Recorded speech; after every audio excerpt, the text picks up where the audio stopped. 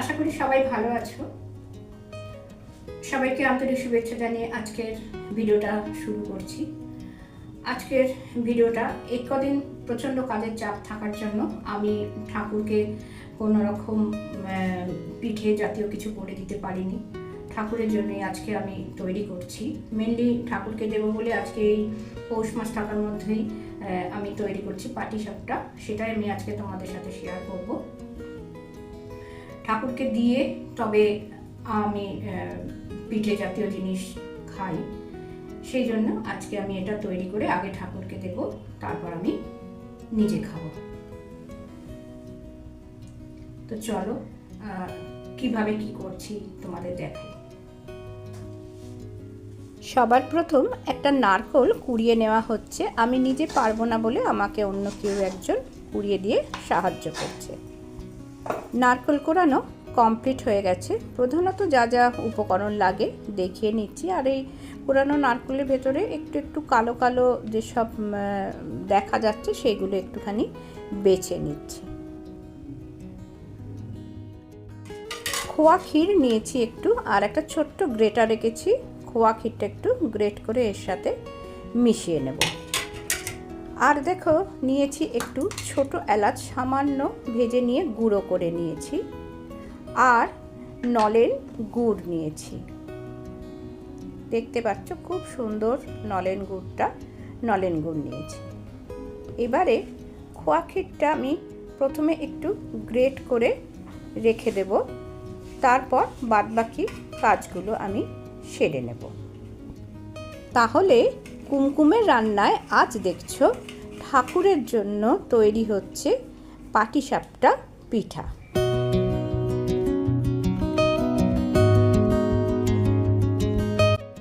আমার গ্রেট করা হয়ে গেল। আমি 50 গ্রাম মতো গ্রেট করে নিয়েছি। আর আমার একটা মাঝারি সাইজের নারকেল ছিল। এবারে আমি একটা কড়াই বসিয়ে দিয়েছি। প্রথমে আমি কুড়িয়ে রাখা নারকেলটা একটুখানি শুকনো অবস্থাতেই নেড়ে নেব। সামান্য কিছুক্ষণ, মিনিট দুয়েক আমি নেড়ে নেব নারকেলটা। তারপর আমি গুড় বা খোয়া ক্ষীর যা মেশাবার মিশাবো।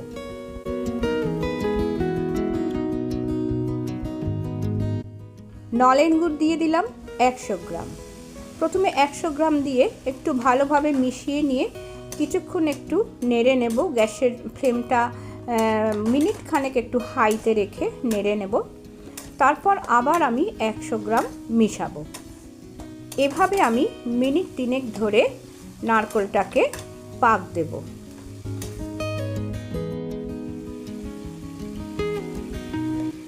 আরও 100 গ্রাম নলেন গুড় কিন্তু আমার দেওয়া হয়ে গেল। আবারও মিনিট 3 আমি হাই ফ্লেমে এটাকে পাক দিয়ে নিচ্ছি।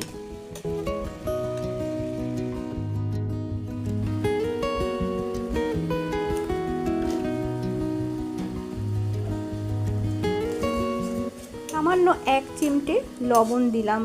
এখন গ্রেট করে রাখা খোয়া ক্ষীরটা এখন মিশিয়ে দিলাম। দিয়ে এবার সব শুদ্ধ বেশ ভালোভাবে আমি অনেকক্ষণ ধরে একটু পাক দিয়ে যখন দেখব কড়ার গায়ে একটু লেগে লেগে গেছে, সামান্য লেগে লেগে গেছে, তখন আমি এটাকে নামিয়ে নেব।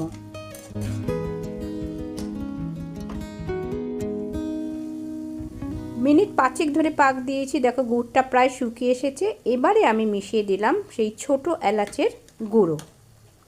ছোট এলাচের গুঁড়োটা ভালোভাবে মিশিয়ে নিয়ে আমি গ্যাসের ফ্লেমটা অফ করে দিয়ে এবারে কিছুক্ষণ এটা আমি ঢাকা দিয়ে রেখে দেব।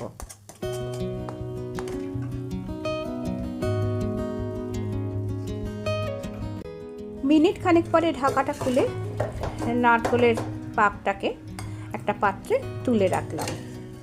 এবার চলো একটা ব্যাটার তৈরি করে নিই।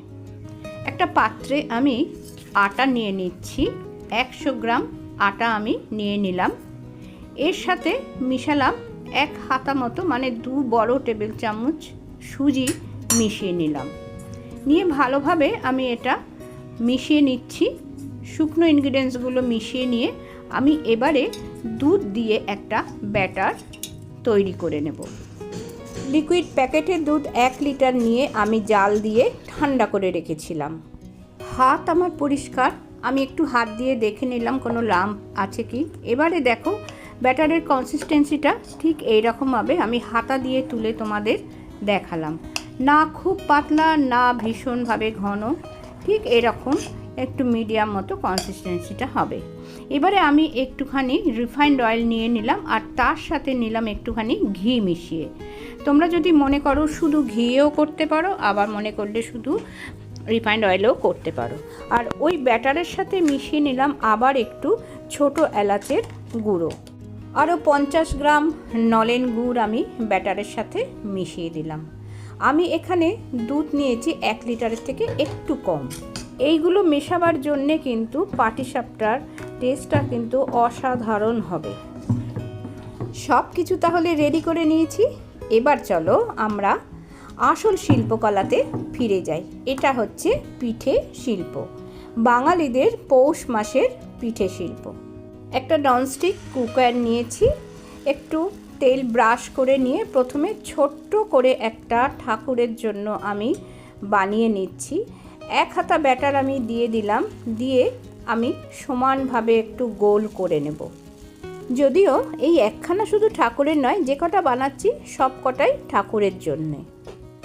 আজ অল্প করে বানিয়ে নিলাম, অন্যদিন আবার বেশি করে বানাবো। নারকেলের যে পাকটা তৈরি করেছিলাম সেটা লম্বা করে ওপর থেকে আমি দিয়ে দিলাম, দিয়ে পাটিসাপটাটাকে আমি পাট করে নেব। আমি আটা দিয়ে ব্যাটার তৈরি করেছি। বেশিরভাগ ক্ষেত্রেই ময়দা অথবা চালের গুঁড়ো দিয়েই কিন্তু ব্যাটার তৈরি হয়, আর আটা যথেষ্ট হেলদি, সেই কারণেই আমি আটা দিয়ে ব্যাটারটাকে তৈরি করলাম। কুকিং প্যানটা আমার অনেকটাই বড়, কিন্তু অত বড় বড় তো করা সম্ভব নয় না। এবারে আমি একটা পাত্রে এটা তুলে নেব, নিয়ে আবারও বেশ পরপর কয়েকটা আমি এভাবেই বানিয়ে নেব। আমাদের ছোটবেলায় পিঠে পুলি যেদিন বাড়িতে হতো যেন উৎসবের মতন মনে হতো। এই হলো আমাদের রন্ধন শিল্পর একটি বিখ্যাত আইটেম পিঠে। এটা হচ্ছে পাটিসাপটা পিঠে, নারকেলের পুর দিয়ে পাটিসাপটা পিঠে। পাটিসাপটা পিঠে কিন্তু ক্ষীরের পুর দিয়েও হয়, আবার গাজরের হালুয়া মতন তৈরি করে গাজরের পুর দিয়েও হয়, সেটা আমি একদিন দেখাবো।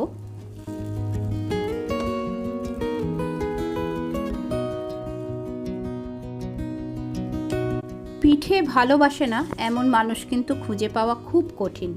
তাই আমার আজকের এই ভিডিওটা যদি তোমাদের ভালো লাগে তাহলে অনুরোধ করলাম একটা লাইক করে দিতে, আর তোমাদের আত্মীয় স্বজনদের কাছে শেয়ার করে দিতে। আর যারা আজকে প্রথম দেখছো তাদের কাছে অনুরোধ করলাম আমার চ্যানেলের রান্নাগুলো ভালো লাগলে নতুনভাবে বন্ধু হয়ে যাও।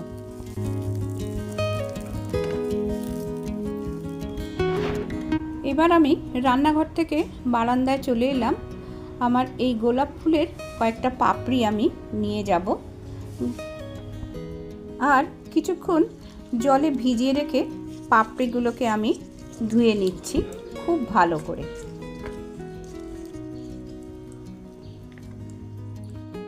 এবার পাটিসাপটাগুলোকে আমি প্লেটে সাজিয়ে নিচ্ছি। প্লেটে সাজাতে সাজাতে আমি আজকের ভিডিওটা শেষ করব। পরের দিন আবার নতুন কোনো রান্না নিয়ে চলে আসব। সারা পৌষ মাস জুড়েই পিঠে হয়েছে, সংক্রান্তির দিন আরও অনেক বাড়িতেই বেশি করে পিঠে হবে। তাই শীতকালে এই পিঠে পুলি আমাদের কাছে কিন্তু একটা উৎসবের মতোই।